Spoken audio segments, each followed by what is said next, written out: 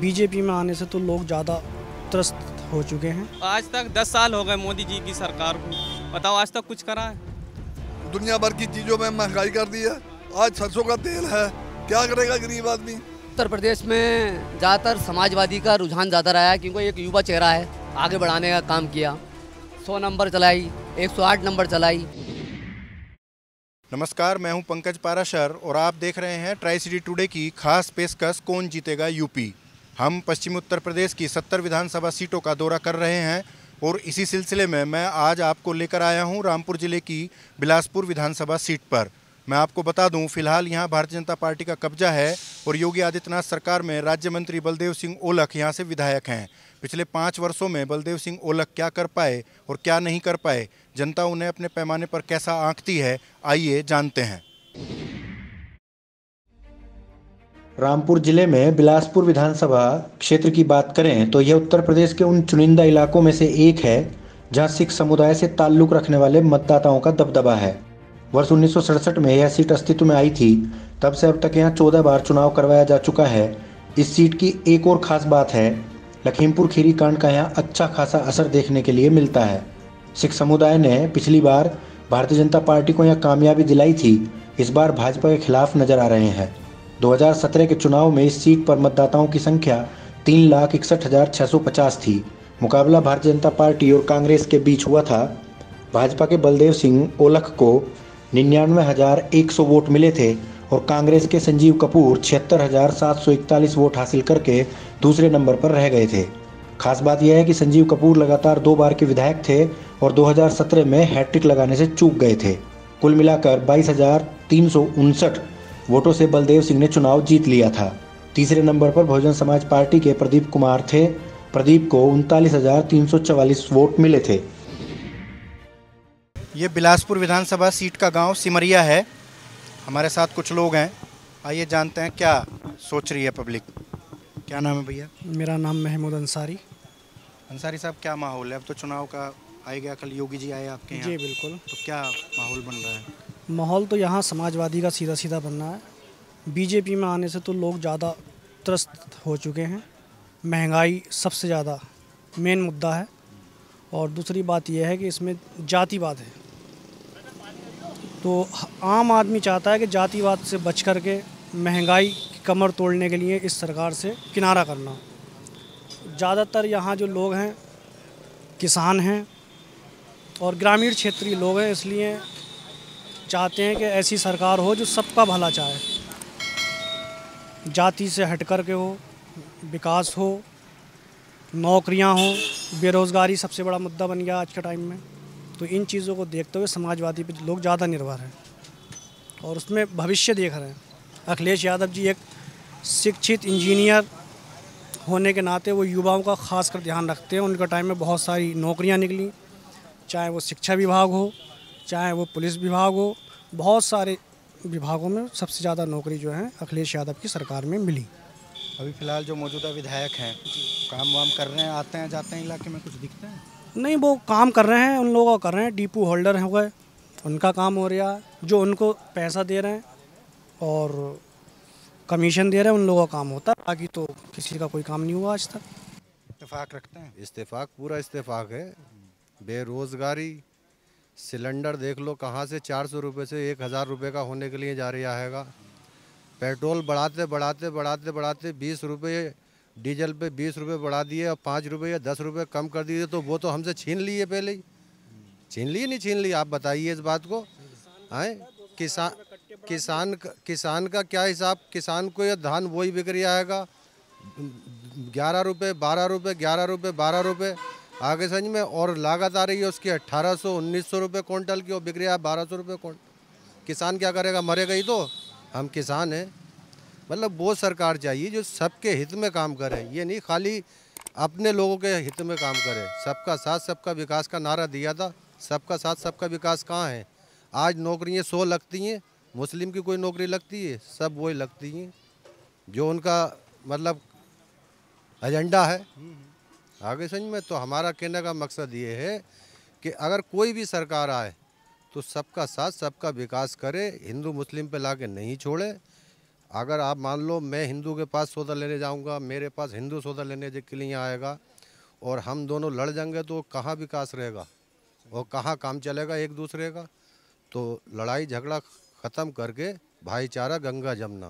तो मैं ये बोल रहा हूँ महंगाई बहुत ज़्यादा है, पेट्रोल पे डीजल पे सब चीज़ पे ये महंगाई सस्ती होना चाहिए, है या नहीं है? ये आपको भी दिख रहा है और ये हमें भी दिख रहा है या नहीं है?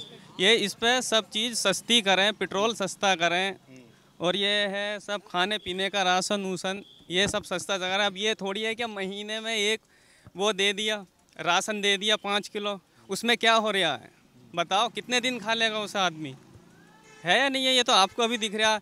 और महंगाई कितनी ज़्यादा है, काम किसका है? किसी का नहीं है, कोई भी कुछ नहीं है।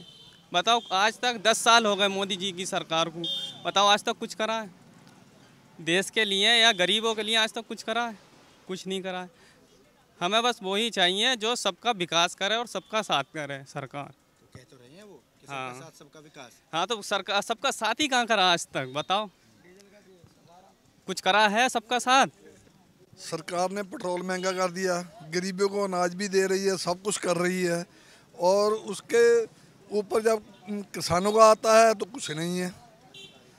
धान बेचने जाते हैं तो वहाँ पर 50 क्विंटल दिन में धान तोलते हैं तो 300-400 क्विंटल आता है। 10 दिन किसान वहाँ बैठा रहता है, कब तक बैठा रहेगा वहाँ पर किसान? उसने अपने घर आके कुछ जानवर का कुछ और किसी काम के लिए देखना है।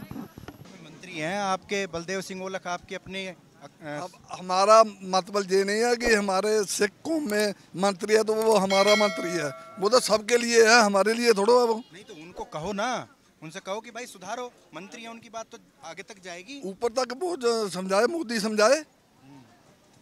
विकास क्या हो रहा है आप बताइए? कौन सा विकास हुआ है? क्या विकास हुआ है? एक चीज़ पे छूट देंगे और पेट्रोल और दुनिया भर की चीज़ों में महंगाई कर दी है। आज सरसों का तेल है 200 रुपये से ऊपर बिक रहा है, क्या करेगा गरीब आदमी? एक नहाने की टिक्की है 45 रुपये की बिक रही है। अभी योगी जी के आने पर क्या होता है, यहाँ आंगनबाड़ियों को बुलाया गया, टीचर को बुलाया गया, लेखपाल को बुलाया गया, जितने अधिकारीगण थे ब्लॉक स्तर से लेकर के उच्च स्तर तक सबको इकट्ठा करा गया ताकि योगी जी को यह एहसास हो गया कि आपकी जनसभा सुनने के लिए लोग आए। जबकि पब्लिक ना जा करके, किसान ना जा करके, यहाँ के डीएम साहब ने सारे अधिकारियों को बुला लिया ताकि सीएम योगी जी गदगद हो जाएं यहाँ की सभा को देख करके। जबकि उसमें कोई भी वोटर नहीं था, सब अधिकारीगण थे और उनकी छुट्टी करा करके सबको वहाँ बुलाया गया स्पेशल के ताकि भीड़ दिख सके। आंगनबाड़ी कार्यकर्त्री से लेकर के टीचर तक को वहाँ बुलाया गया। टीचर का क्या काम वहाँ सभा सुनने का? सिर्फ उनको खुश करने के लिए।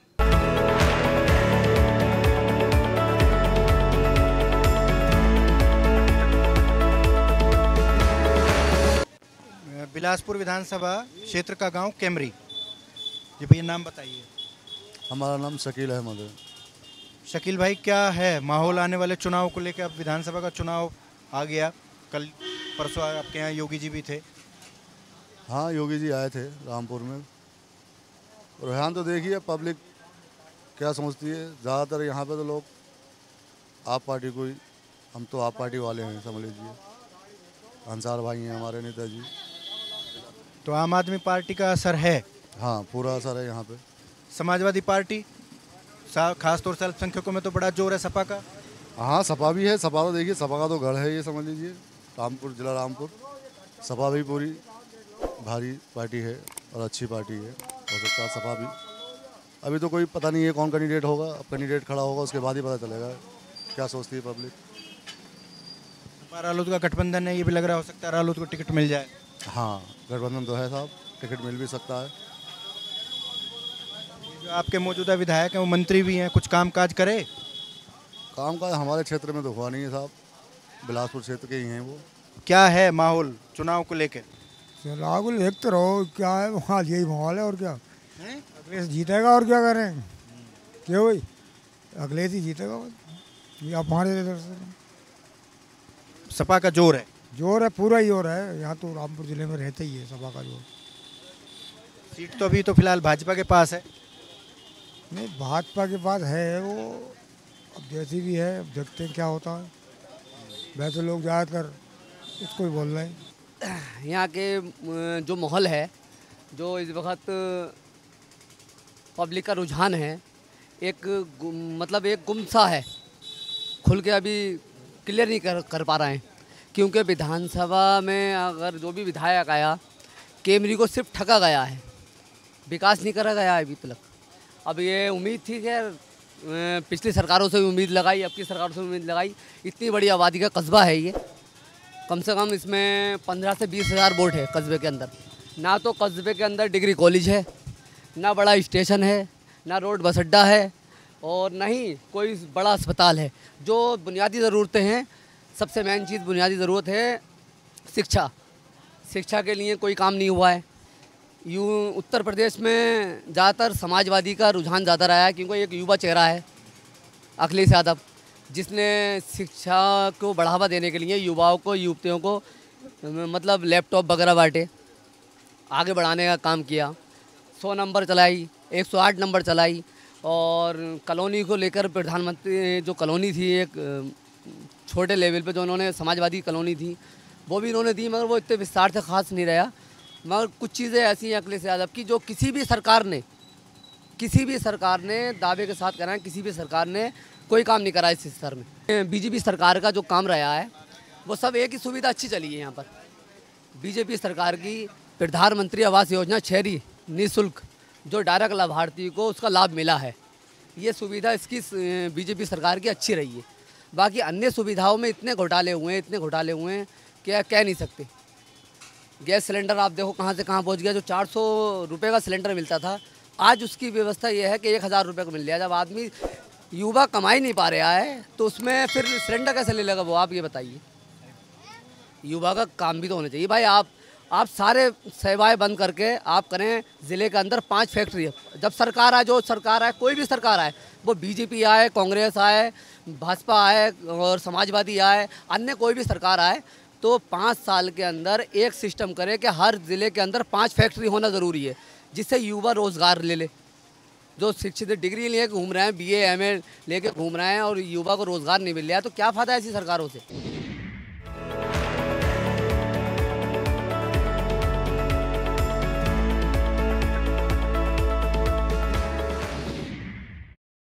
हम बिलासपुर तहसील की कचहरी में हैं और हमारे साथ वकील साहिबान हैं 2। एक हैं APS घुम्मन साहब और दूसरे हैं अकील अहमद साहब। जी सर, क्या लग रहा है सर, आप लोग तो कचहरी तहसील दिन भर गांव देहात शहर के लोग तमाम आपके पास आते हैं, तो अब चुनाव की दुमदुबी तो बजी चुकी स्टेट में, तो लग क्या रहा है, क्या माहौल है? देखिए, जनता जो है वो बदलाव के मूड में है। इस समय बेतहाशा महंगाई, ख़ास तौर से जो रोज़मर्रा की खान पान का सामान है आम आदमी का, चाहे वो राशन हो, तेल हो, चीनी हो, दालें हो, बेतहाशा महंगाई, ये कहीं कोई लगाम लगाने वाला नहीं है। उसके अलावा डीजल पेट्रोल जो आम आदमी से जुड़ा हुआ है, अंतर्राष्ट्रीय मार्केट में क्रूड ऑयल इतना महंगा नहीं है जितना यहाँ पर बेचा जा रहा है। तो ये कमर तोड़ के रख दी है जनता की महंगाई ने। खाली जुमलेबाजी और धर्मांधता, मॉब लिंचिंग, इससे काम नहीं चलेगा आम आदमी का। बेरोजगारी बहुत बड़े पैमाने पे है, पूरे देश का ये हालत हुई पड़ी है। आदमी की रोज़मर्रा की आमदनी घटी है। तो धर्म अपनी जगह है, रोजी रोटी, रहन सहन वो अपनी जगह है। अब आप तो पढ़ी लिखी जमात से हैं, तो आपसे ये सवाल वाजिब मैं पूछना चाहूँगा, हालांकि आम आदमी से नहीं पूछता मैं। एक तरफ तो ये आपने कहे ये मुद्दों का इशू हो गया, महंगाई, बेरोजगारी, स्वास्थ्य शिक्षा की परेशानी। दूसरी तरफ है कम्युनल पोलराइजेशन। जब चुनाव आएगा तो आपको क्या लगता है कौन सी चीज़ हावी रहेगी? देखिए, भारतीय जनता पार्टी जो मौजूदा सत्तारूढ़ पार्टी है, उनके पास कम्युनल पोलराइजेशन के अलावा कोई रास्ता नहीं है। जनता को देने के लिए, जनता को बताने के लिए, जनता को दिखाने के लिए, सिवाय धर्मांधता के अलावा कोई चीज़ नहीं है उनके पास। ना कोई उनका एजेंडा है। ज़बरदस्त तरीके ध्रुवीकरण करने की कोशिश करेंगे वो, जबकि दोनों अलग अलग चीज़ें। धर्म जो है वो अलग आस्था का सवाल है। कोई किसी भी धर्म का मानने वाला है, वो स्वतंत्र है अपना धर्म मानने के लिए। विकास, रोजगार, ये पहली प्राथमिकता आदमी की, ये पहले होना चाहिए। हम इंसान पहले हैं, बाद में किसी मजहब के मानने वाले हैं। गुमान साहब, आप बताइए, आप कितना इनसे सहमत हैं, कितना असहमत हैं? मैं बिल्कुल इनसे सहमत हूँ सर, क्योंकि महंगाई जो है लगातार बढ़ रही है, भ्रष्टाचार बढ़ रहा है लगातार, तो ये दिक्कतें, परेशानियाँ आम आदमी को आ रही हैं सर। तो आपको लगता है कि चुनाव मुद्दों पे होगा, जनता समझ पाएगी? सर समझ पाएगी जनता सर। देखिए साहब, जनता समझेगी, जनता समझ गई है। धर्म का इंजेक्शन या धर्म का नशा एक बार आप इस्तेमाल कर लोगे, 2 बार कर लोगे, 3 बार कर लोगे। अब किसानों वाले मुद्दे पर आप देख लो, आप हमारे ही देश का किसान अपने ही देश की राजधानी में 11 महीने से पड़ा है। बात मानना ना मानना, हल होना ना होना अलग बात है, लेकिन थोड़ा सरकार को संवेदनशील होना चाहिए। तानाशाही से काम नहीं चलता है। कम से कम बैठ के बात करें, बीच का रास्ता निकालें, जिसमें सरकार का भी मनोबल बढ़ा रहे और किसान का मान सम्मान भी रह जाए और उसकी आर्थिक स्थिति भी थोड़ा सुधर जाए उसकी।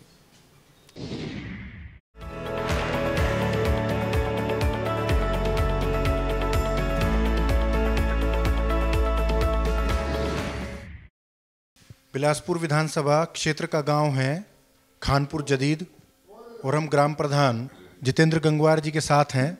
आइए जानते हैं क्या माहौल है, मौजूदा विधायक कितने काम कर पाए, नहीं कर पाए, और आने वाले वक्त के लिए लोग क्या सोच रहे हैं। जी प्रधान जी बताइए। मेरा नाम जितेंद्र गंगवार है, ग्राम प्रधान खानपुर जदीद से बोल रहा हूँ, और माननीय बलदेव औलख जी इस टाइम यहाँ के एमएलए हैं। बलदेव औलख जी ने बहुत काम कराए हैं, भारतीय जनता पार्टी की मेंबर हैं वो, उनने काफ़ी काम कराए हैं। हमारे यहाँ कॉलेज बनवाए हैं, सड़कें बनवाई हैं, वैसे भी काफ़ी काम कराया, और बिजली भी बहुत ज़्यादा आती है, 18 घंटे बिजली आती है। कितना बड़ा गांव है, कितने वोट हैं गांव में? मेरे गांव में 2200 वोट हैं, जिसमें 1000 वोट भाजपा के। पिछली बार 1000 मिले थे, पिछली बार 700 कुछ वोट थे। अब वोटों की संख्या बढ़ गई है, पिछली बार 1800 वोट थे, अब 2200 वोट हैं, तो वोटों की संख्या बढ़ेगी तो वोट ज़्यादा होंगे। लगभग 1000 वोट भाजपा को मिलेंगे।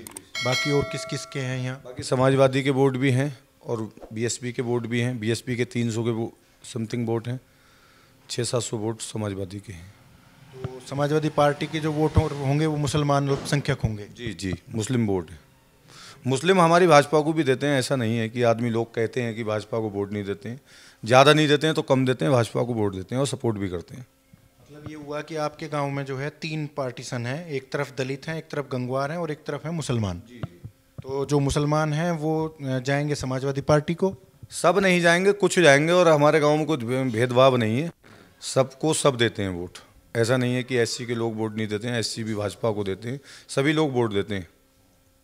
तो इस बार क्या लग रहा है, किसान आंदोलन का कुछ असर है? नहीं, हमारे यहाँ कोई असर नहीं है, और किसान आंदोलन वो लोग कर रहे हैं जो किसान नहीं है। सरकार मदद कर रही है, ऐसा नहीं है कि सरकार मदद नहीं कर रही है। सरकार 2000 रुपये निधि दे रही है काश्तकार के लिए। क्या चाहिए काश्तकार? किसी सरकार ने 2 रुपये नहीं दिए, वो 2000 दे रहे हैं, अब उन्हें 4000 कर दिए। हाँ जी, आप बताओ। प्रधान जी सही कह रहे हैं? जी सही कह रहे हैं समय प्रधान जी। जो आंदोलन कर रहे किसान नहीं है वो? जी किसान ही है सब। ये तो आंदोलन कर रहे हैं तो फिर सही कर रहे हैं, गलत कर रहे हैं? जो 2000 रुपये पहले आते कभी नहीं थे, अब तो 2000 भी आ रहे हैं। महिलाओं खाते में 0 अकाउंट वाले में 500 रुपये डाल रहे थे, अब भी घोषणा कर रहे हैं कि डालेंगे। जब डालेंगे तो अच्छा, नहीं डालेंगे तो कोई कुछ भी नहीं। समाजवादी पार्टी भी कह रही है हम बिजली सब चीज़ें फ्री देंगे। तो फिर देंगे, उन्हें देखेंगे, फिर देंगे तो उन्हें भी देख लेंगे, फिर क्या बात है। लेकिन इस बार किसको देंगे वोट? इस बार तो जो टाइम आने पर फिर बताएंगे हम किसे देंगे वोट। इसमें तो नहीं कह सकते हम किसे देंगे वोट। अभी तय नहीं है ना, अभी कोई तय नहीं है हमारी। अभी हमारे दिल कोई तय नहीं है। प्रधान जी तो कह रहे हो तो भाजपा को देंगे। तो प्रधान जी जाना हो भाजपा को देंगे। तो तुम प्रधान जी के साथ नहीं रहोगे? प्रधान जी के साथ क्यों ना रहेंगे? रहेंगे, प्रधान जी के साथ रहेंगे बिल्कुल। तो प्रधान जी के चुनाव में साथ रहोगे? हमारे दिल की बात कोई एक थोड़ी नहीं है। अभी क्या पता, हमारे प्रधान जी से बात हुई नहीं है। अभी प्रधान जी ने बताया नहीं है। हाँ, प्रधान जी बताया नहीं बिल्कुल। नरेंद्र बाबू। नरेंद्र वर्मा बाबू। बाबू जी बताइए बाबू जी, क्या चल रहा है चुनाव में? आने वाले चुनाव में क्या सोच रहे हैं लोग? हम तो बस एक ही सोच रहे हैं, योगी जी को दोबारा से सीएम बनाएंगे। वजह तो बहुत हैं और जिसे बताने के लिए काफ़ी समय चाहिए। नहीं तो छोटी हमें तुम खास वजह बता दो। खास वजह देखो, बिजली का स्तर एक तो अच्छा हुआ है। पहले गांव में बिजली चली जाती थी, आती नहीं थी। अब बिजली का पूर्ण रूप से मतलब चल रहा है तो अच्छा है। और दूसरी वजह क्या है, भ्रष्टाचार नहीं है कोई। जो पहले की पुलिस थी वो भैंसियाँ ढूंढती थी, लेकिन आज की पुलिस अपराधियों को ढूंढ के रख रही है अंदर। तो ये सब योगी जी की महिमा है। कितने पढ़े लिखे हैं? हम BSc एग्रीकल्चर से कर रहे हैं। अभी कर रहे हैं? जी जी। वोट बन गया? जी जी। एक दो बार डाला है? अभी नहीं? नहीं, अब डालेंगे इस बार। मतलब फर्स्ट टाइम वोटर हो तुम? जी। तो अब नौकरी तो बता रहे हैं लोग, बाकी सरकार नहीं दे पा रही, तो तुम्हें तो नौकरी की तलाश होगी फिर? नहीं, अगर सभी नौकरी करेंगे तो और काम कौन देखेगा?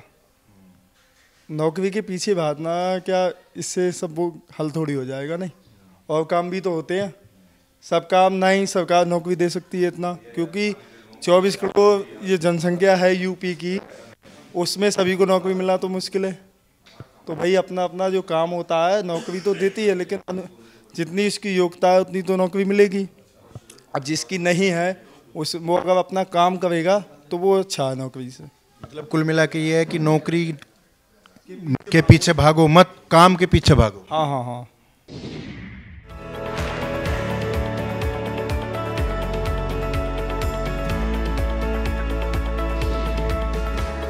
बताइए बाबूजी, क्या माहौल है आने वाले विधानसभा चुनाव को लेकर? क्या सोच रहे हैं लोग? सब तरह की सोच रहे हैं। अब जो तो पार्टी कर रही है अपने अपने पॉलिटिकल मामलों के साथ, हम जो कर देंगे हम वो कर देंगे, मगर बहरहाल यहाँ पर जो है वो बीजेपी को मसला है। प्रधान का चुनाव आपने लड़ा होगा, तो आपने भी तो कहा होगा मैं भी कुछ करूंगा। हाँ तो करेंगे, कहीं नहीं। तो अब तो हम ही ना ऐसे विधायक आएंगे जो चुनाव लड़ने, तो विधायक आएंगे वे कह देंगे, मगर जो मौजूदा विधायक हैं उनकी हरी झंडी लाइन साफ है। अच्छा, वजह है कि उन्हें कोई काम ही ना करो ढंग से, और का बात ये है भाई, तुम्हें चुनोगो तो काम के लिए चुनोगो। अब आप आए हो वहाँ से मीडिया से, तो यही तो बूझने आए हो कि किसको का माहौल है यहाँ है। सही बात। इसी के लिए तो आए, और जय जाएगा तुम कहो वहाँ का साहब, वहाँ तो माहौल जे है। अब अगर आने वाले विधानसभा चुनाव की बात करें तो इस सीट पर सिख, मुसलमान, दलित और गंगवार मतदाताओं का दबदबा है। ठाकुर, ब्राह्मण और वैश्य यहाँ बहुत कम संख्या में हैं। गंगवार और सिख भाजपा के परंपरागत वोटर रहे हैं। लखीमपुर खीरी कांड और किसान आंदोलन के चलते इस बार सिख वोटर भाजपा के खिलाफ हैं, जिसका फायदा समाजवादी पार्टी और राष्ट्रीय लोकदल गठबंधन को मिलना तय है। मुस्लिम वोटर एक तरफा गठबंधन के साथ खड़े नजर आ रहे हैं। उम्मीद है कि यहां से राष्ट्रीय लोकदल अपना उम्मीदवार उतारेगा।